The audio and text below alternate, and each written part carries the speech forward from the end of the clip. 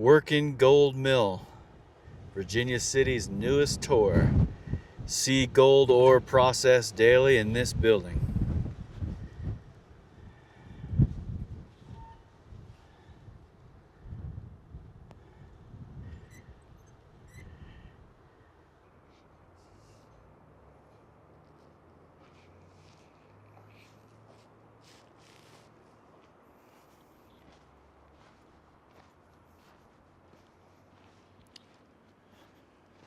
I'm world famous. I'm on Google, YouTube, Instagram. Bring it up, Virginia City, Nevada, Comstock Gold Mill, and or Outlaw Dave, and I'm there. Like I say, I'm world famous. I just tell them I had Mongolian miners here, I had Russian miners, tree huggers from Russia. I've had people from Australia. I've had people from all over the world come up here. I'm well advertised. The folks who were just here in that car, they're from Australia, and they Googled me and found me on there. Hopefully the mill will fire up. I fired up the air compressor this morning. I haven't fired it up since the middle of October, so we'll see if it'll run for you, but otherwise I'll give you a general idea what the hell we're all going on about here. Okay, let's go over here. You're gonna sit in to stay warm, huh? Yeah, it's a good idea to keep that truck running. It's gonna get cold here pretty soon. Now, all this stuff started about 7 miles to the east down along the Carson River. A couple fellas down there practicing panning for gold. They're doing pretty good, but every time they dug in the riverbank down there, they got in this blue sticky mud. It plugged up the rocker box of sluices and muddied up their gold pans. So the hell with this, we're going to California. So they started working their way up the 6 Mile Canyon and camped out the north end of town. They found a spot up there. They were doing a little prospecting, and they found a vein of gold, so they started digging at it. And they're doing pretty good, but sure enough, they got in that blue sticky mud again, but they just threw it away because they didn't know what the hell it was. So they took a sample down to Grass Valley, had it assayed, and it turned out to be nearly pure silver sulfide. So they dug everything back up. Back then, they were paying $1 an ounce for silver, $10 an ounce for gold. Today, silver's right at almost $65 an ounce, and gold is $4,300 an ounce. Then in the mill, I have a little 2-stamp mill. That's a stamp. With the rest of the assembly on that thing, it weighs way over 1,000 pounds.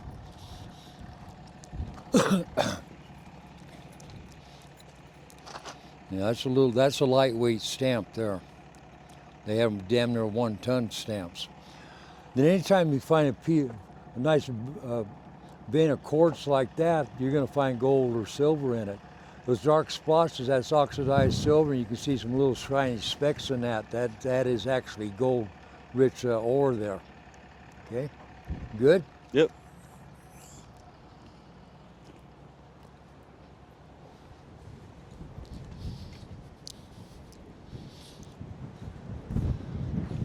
A little history about my own self. I am official town character. I'm Outlaw Dave. This is one of my signature photographs. I'm a gunfighter, reenactor, and a historian now. And this is my dad. He's 19 years old in this photo. He's a combat engineer, World War II Pacific Theater, heavy equipment operator. And this is a letter he got from President Bush a few years back, so the old man some recognition. He died almost 38 years ago. He would have been 102 this past June 3rd. I have a couple of images of the machines that were on the property back in the day, Norcross Hale and the Savage. And this is a head frame from across the canyon there that was hoisting the material out of the combination shaft over there. The combination shaft was hand dug straight down 3,262 feet. But anyway, if you go to Silver Queen Saloon up there, they have a Silver Queen in there. She has 3,262 gold silver dollars in her dress to represent that deepest hole here in Virginia City. Then I have, I just got all kinds of stuff that's been given to me over the years. This is the trestle work that was here on the property back in the day for the locomotives and ore carts. Then this poor old picture is pretty well faded out, but A few years back, I think it was 2012, Comstock Mining Incorporated had a Dory brick celebration. A Dory brick is a combination gold, silver, and trace elements.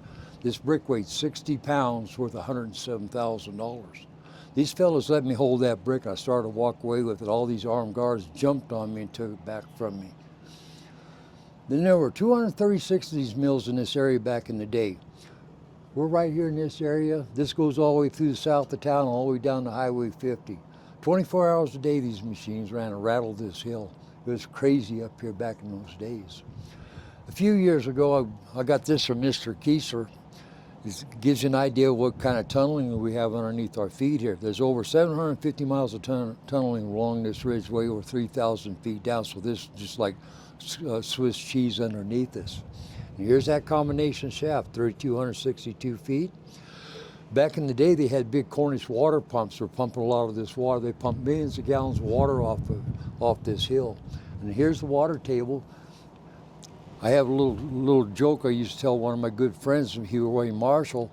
Now, if we went down the bottom of the combination shaft, started digging straight and true north for 18 miles and came back up, it drained Virginia Lake down in Reno. Then this arena out here, this is where we have our camel races. This past one is 66th year. All that started back in 1960 down in Dayton Valley, down in Misfit Flats, when they're filming Misfits with Marilyn Monroe and Clark Gable, one of their last movies. But it was crazy back in those days too, but they all used to come up here and party and all that stuff back in the day. But that arena, that's where we have our camel race. Like I just said, it's 66 years they've been doing that. But it all started back in 1960s. They're trying to figure out some kind of entertainment for the movie stars, so they rented the camels from San Francisco Zoo, brought them up here and racing them up down C Street. Let's get out of this damn wind. I heard they were staying at the Mapes Hotel during that time. Is that true? Yeah. Mapes, yeah. They were down in Mapes, they were down in Dayton. They're up here, some of the bread and breakfast and stuff back in the day too. A lot of that stuff, you can Google that and bring it up too. Yeah, I saw the Mapes before it was torn down when I was a little kid, I remember. Yeah, now they're wishing they never tore it down. Just like the train barn and stuff they had down in Carson City and the roundhouse, they wish they never tore that down too.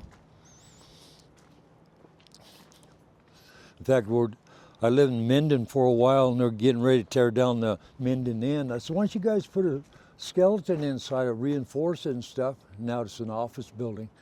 It's just a suggestion I made to them. You need to put a skeleton inside of structural steel and preserve those old buildings.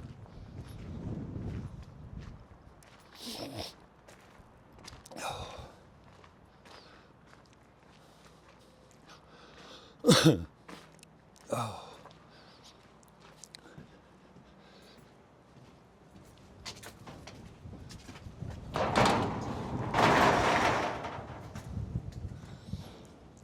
It's going to be kind of dark and stuff in here, but I came, like I said, I came in turning on the air compressor and stuff. Hopefully this thing will run. But a lot of this demo material down here, you know, it's just crazy. A lot of the old truck and all that stuff down there, and then I got another power unit down here. When the steam engine gave up, they had Uncle Buzz out of Marietta, California, took that 1924 GMC pickup down there to power up those pulleys, and that what ran this mill until about 64. On the back side of the mill, there's an old trestle.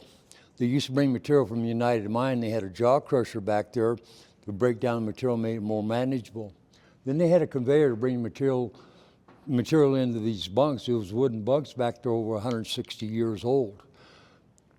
They're just like a grain mill. The farmer come in, drop his grain in the ground, and had elevators like that top high part up there. There's a chute that puts them into different compartments on the back side of that wall. Then I have a little conveyor, brings material out, drops in the secondary crusher, which breaks it down even farther yet. And then I have a cup belt elevator, takes the top of that chute, drops it into this hopper to be processed farther on. Oh man, my damn hands got cold.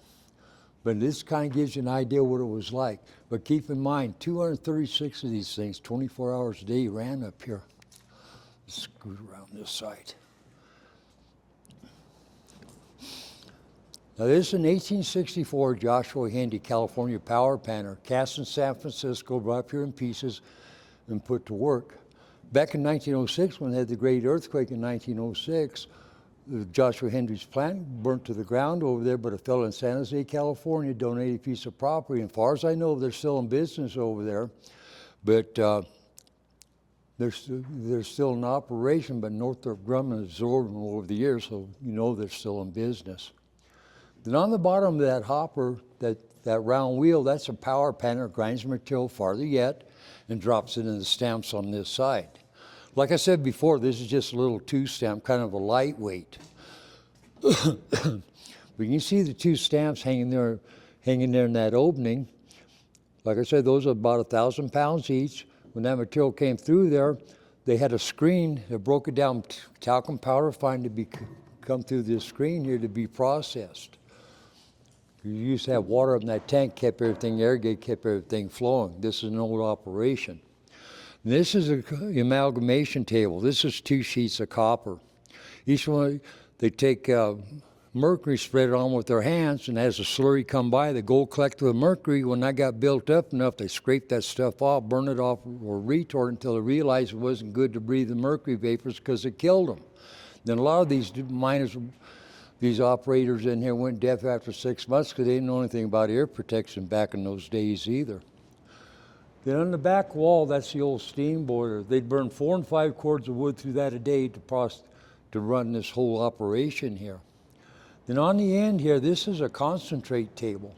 The slurry comes across these riffles as this table shakes back and forth.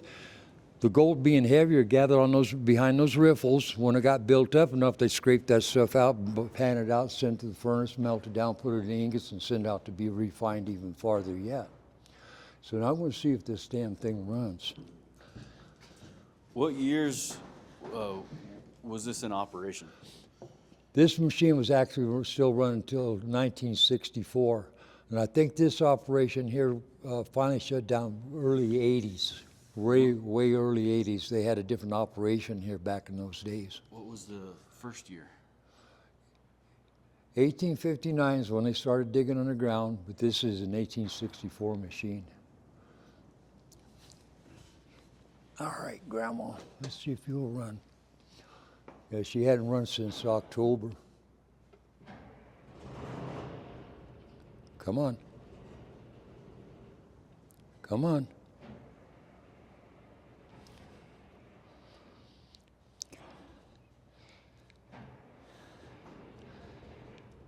Come on.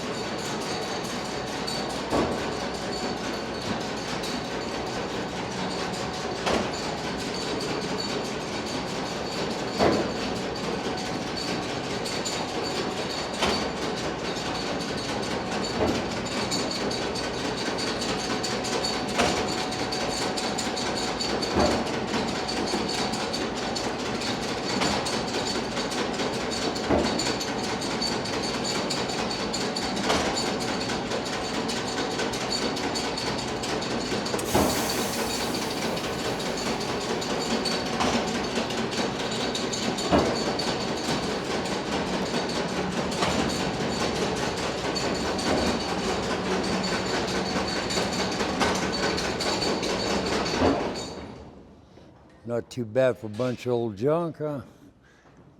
Scott cracks up. You think it'll run? Hell yeah, it'll run. It's running when I shut it down. Yeah. Yeah, well, you were doing something to it last time I came. Yeah. Always tinkering, always, keeping it lubed up and stuff. Uh-huh. This will be my 20th season coming up. 20th year? Yep. Wow. So, There's been highs and lows up here and stuff. We advertised the hell of it. We tried handbills. I've done a lot of stuff. Like I said, hell, Disney's been here. History Channel is here. Gold Rush was going to come up, but they pulled the plug on me. Mexis, Bering Sea Gold. This is my other boss, Scott Paul Thompson. He built one of those Bering Sea Gold dredges, a big pontoon boat, 40 feet wide, 80 feet long. I hope the hell he starts getting some gold. 85 years old. I hope the hell if I was younger, I'd be right there with him, helping him on that machine. Go out there in front of me, I'll shut this place down. But tell Scott the old girl runs. This is Grandma. Well, come on down, take some closer down here.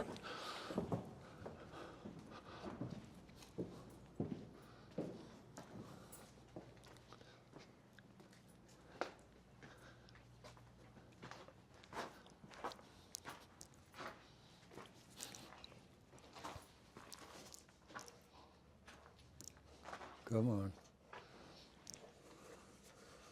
Now I enjoy this, being all this history. So I've been around this kind of stuff all my life.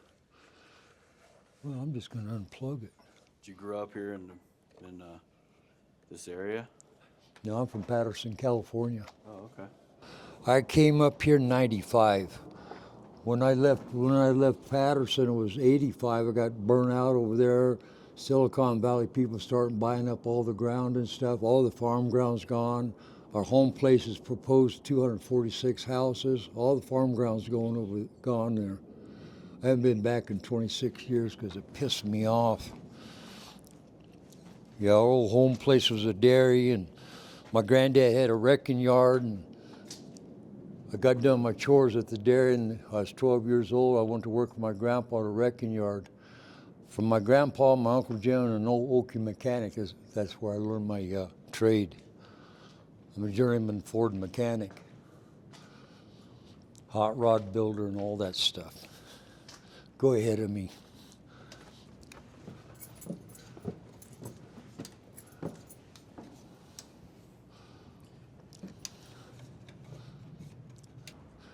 I helped build a lot of cars. In fact, we did one from an old fellow there in Carson City, a 40 Ford convertible with an Arden-headed flathead, over $100,000. Working on the best hot rod ever, 40 convertible.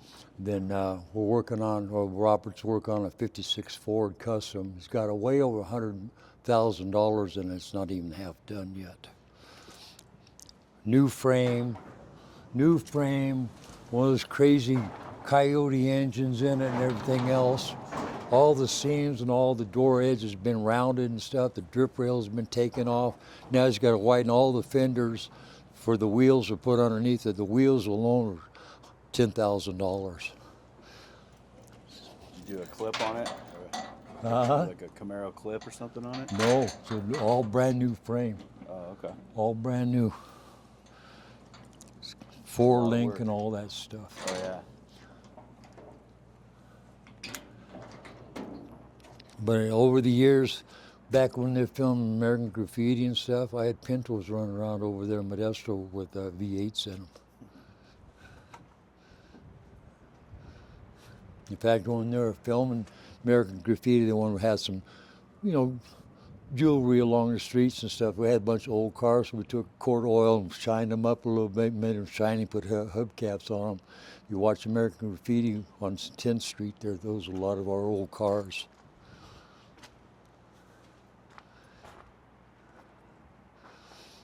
No.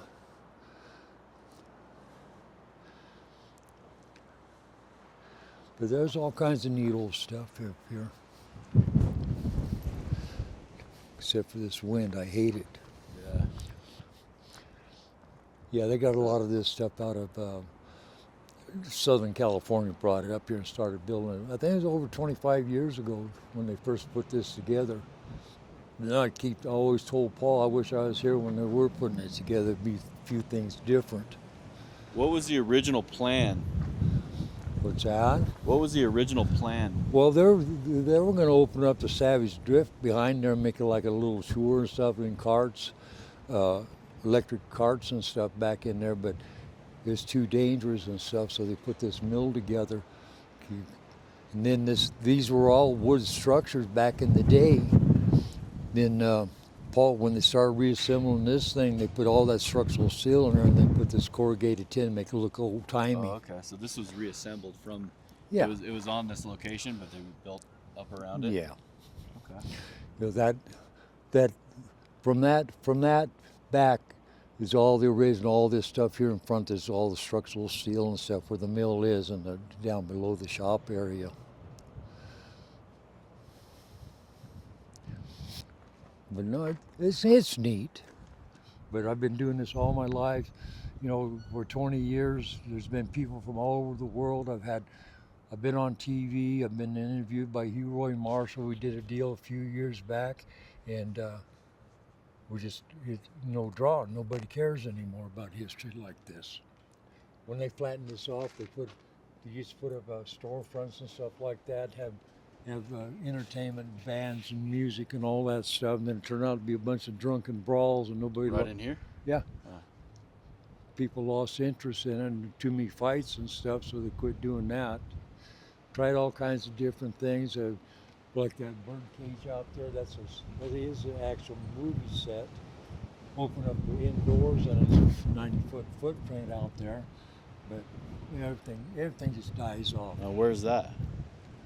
Right there, that big building out there. That's where we used to have stagecoach right here a few years back, Gary Teal.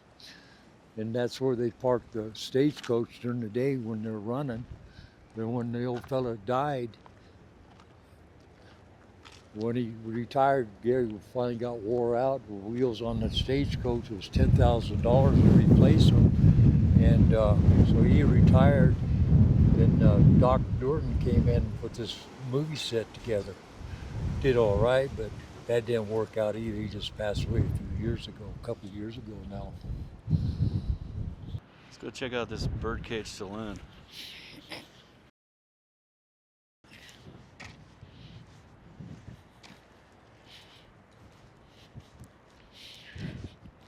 You know, So where's is it the collar mine?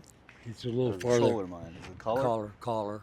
Just a little bit farther, about a block and a half down up there on F Street. But he's And then- closed. He's closed now too.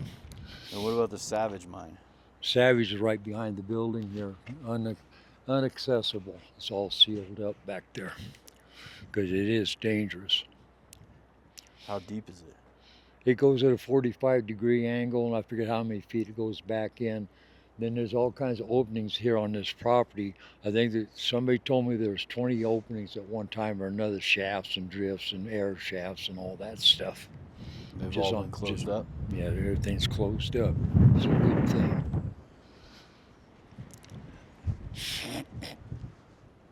So where was all the original tailing field? Stacked as high as that building at one time. All this stuff's been pushed down the hill here. This is continuously moving because this ground's so unstable.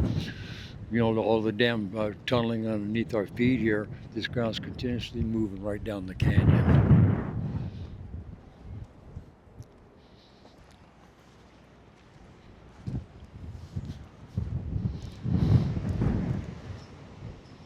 So what was the plan with this? This was a movie set, you said? Yeah. See, both ends are on hinges. We can pull all this out. There's a 90-foot footprint. We did a few things here, but nothing got finished. When was this built? Oh, see, over 10 years ago now. Well, it's a wedding chapel and still available for, gunfights and stuff like that. Still available. Just like everything else, people losing interest in this stuff.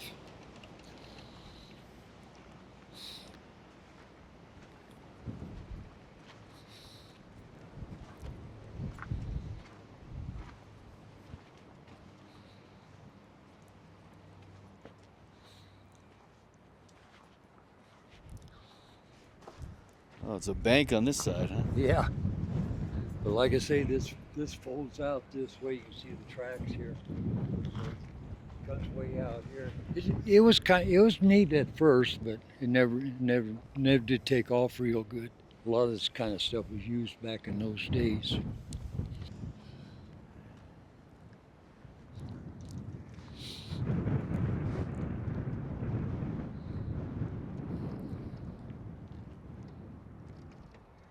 A lot of it's up on F Street there, those 10 buildings, and it goes way down the canyon. Scott still has lots of stuff down below too. Oh, so his properties keeps going down. Yeah, goes down the canyon.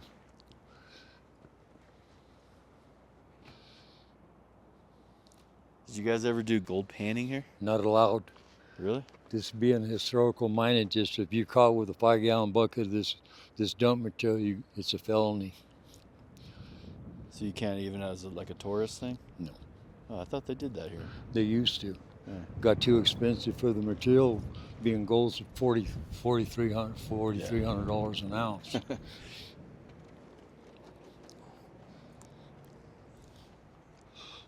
So what do you think of the price of gold? Do you think it's going to go higher? Yeah, they said 5,000. Yeah. Somebody was saying 5,000 the other day. We're at all-time highs? It close touched to it? it touched on 3,500 last month. Hit it, and it backed off. Then there's all this stuff that's going on right now. I think it was 43.65 this morning. And this is all historically mostly silver. Yeah. Mining Well, out here, right? they had it was pretty good on the gold too, but it takes a gold mine to get the silver out of here. But there's pockets of gold or pure silver and stuff. They just dug it up and melted it down and sent it out back in the days. This is still, they never did get all this stuff out because a lot of this material is just dump material. They just threw it out. So was the stamp mill primarily gold? Yeah, to break down, release all the materials, and plus we had the trace elements in this stuff too. I forget what the hell they call it, just crazy stuff. I don't even know what the hell it's for. But mainly was silver up here on the hill. So gold was mined here first, before silver? Well, that's what they found, but that blue mud, it turned out to be the silver sulfide, and that's when they, proceeded this being the richest pocket of silver up here. And that was a good 20 years after the Yeah. California gold rush, right? Yeah. Or at least 10 years, because it was 49ers first, and 1859 is when they struck it up here. Was there a Pony Express stop here? Yeah, right there at the Ponderosa, up there on C Street.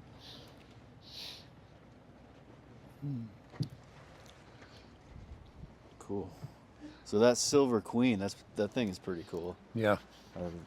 In fact, I had Connie, she owns the Silver Queen, and she finally came down here first time. Yeah, I've known her since I moved up here in '95. Her daddy was tiny. I used to sit out there in front, talk to him and stuff all the time, and she finally came up here the first time ever. I didn't realize this was here. I got merchants uptown who don't even know this place exists. Wow. There's a lot of potential here. Oh yeah. Yeah, you think of places like Calico. That Calico was, I mean, they were buying old mining equipment from places like this, Yep. and rebuilding it out there. That was built by the Knotts family. Yep. Well, over in Mariposa, I had some fellas come up from down there. They had a museum down there. They got three stamps, a 3, a 5, and a 10, I think. And they spent a couple days here checking this one out and everything else. You want to come down and help us? Nope, I ain't never going back to California.